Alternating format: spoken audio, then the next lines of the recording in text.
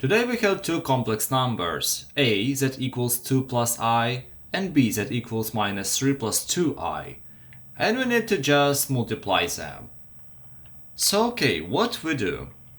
Let's firstly write a times b equals, and let's write them in parentheses. That's important because that is the whole numbers and we just cannot cut 2 away from I. That is just one whole unity. We need to just leave them together.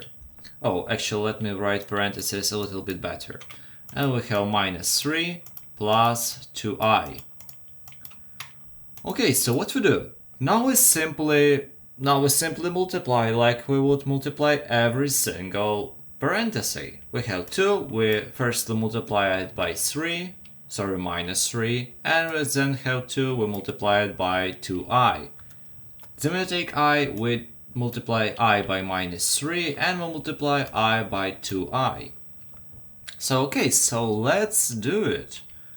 2 times minus 3, I'll write here, this will be minus 6.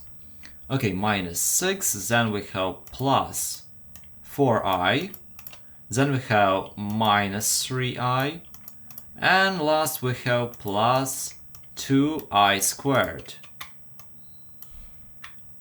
Okay, so we have something like this, we have minus 6 and this will stay like this.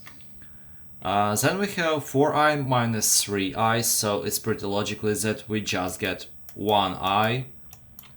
And then we have plus 2i squared. What do we do with this? We need to remember that I is a complex number, maybe not just the I, but I is an imaginary number. And I equals to square root of minus 1.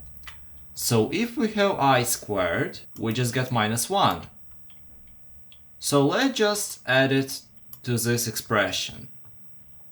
So we have minus 1 instead of this, so we just get minus 2.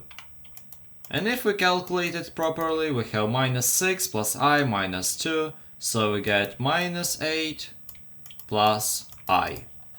Let's write the solution. And that is the end.